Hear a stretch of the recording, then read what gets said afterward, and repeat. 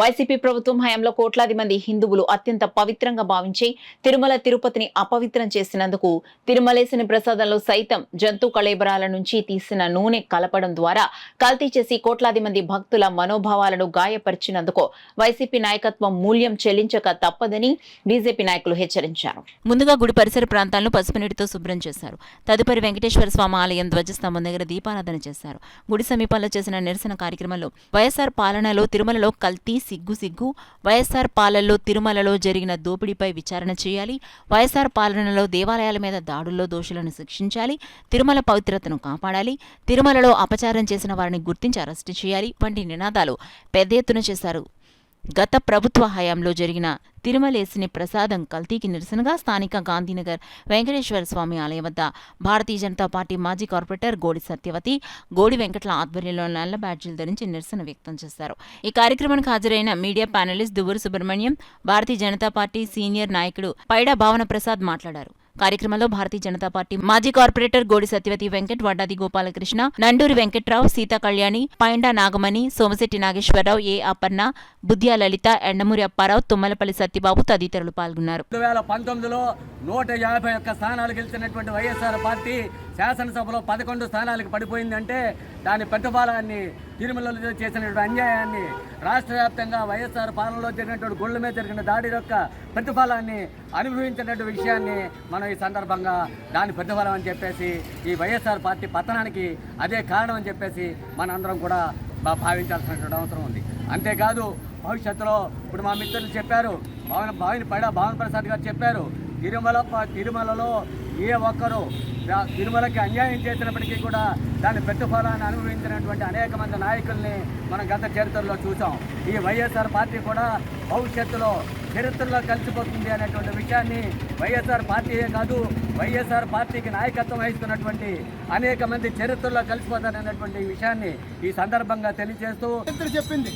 ఈ రోజు గాంధీనగరం వెంకటేశ్వర గుడి సాక్షిగా చెప్తున్నాం.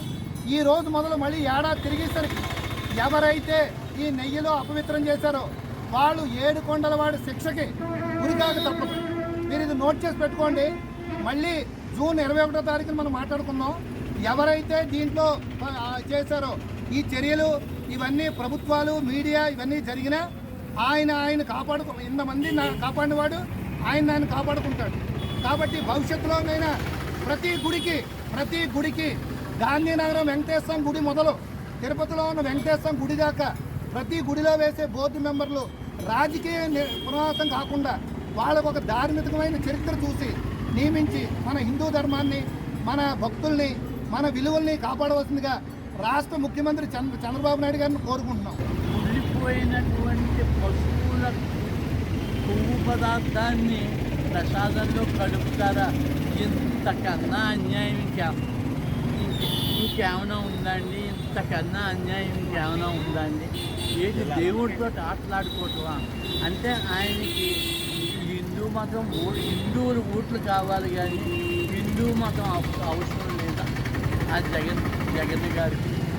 ఏమండి ఆ ధర్మారెడ్డి గారు ఆయన అక్కడికి వచ్చిన ఎన్ని ఘాతుకాలు చేశాడండి. అక్కడ తిరుమలలో ఎన్ని ఘాతుకాలు చేశాడండి. ఆ ఘాతుకాలకి చాలినట్టుగా ఆఖరికి లడ్డూ ప్రసాదం కూడా వాళ్ళకి అతీతమైపోయింది. జరిగిందని తెలియగానే ప్రజలందరూ కూడా చాలా అవమానం జరిగింది, బాధపడుతున్నారు. ఆ విషయం మీద ఈరోజు గాంధీనగర్ 41 డివిజన్లో వెంకటేశ్వర గుడి దగ్గర నిరసన కార్యక్రమాన్ని ఏర్పాటు చేయడం జరిగింది. ఈ యొక్క కార్యక్రమంలో మా బీజేపీ సీనియర్ పెద్దలు భావనం గారు, అలాగే మన దువ్వూరు సుబ్రహ్మణ్యం గారు పాల్గొన్నారు. ఇందులో పసుపు నీళ్లు చల్లి అందరూ శుద్ధి చేసుకోవడం జరిగింది. అలాగే వెంకటేశ్వర గుడిలో దేవుణ్ణి వెంకటేశ్వరం ఏర్పాటు చేసి వ్యాపారం చేసే కార్యక్రమాన్ని కూడా మా మహిళలు ఏర్పాటు చేయడం జరిగింది. ఈ యొక్క కార్యక్రమం చాలా హిందూ ప్రజలందరికీ కూడా అవమానం కనుక అందరూ కూడా దీని మీద ఒకసారి దృష్టి పెట్టి ఏదైతే దోషులు ఎవరైతే ఉన్నారో వాళ్ళని కఠినంగా శిక్షించే కార్యక్రమాన్ని ఈ ప్రభుత్వం వెంటనే నిర్ణయాలు తీసుకోవాలని చెప్పేసి ఈ సభాముఖంగా తెలియజేస్తుంది.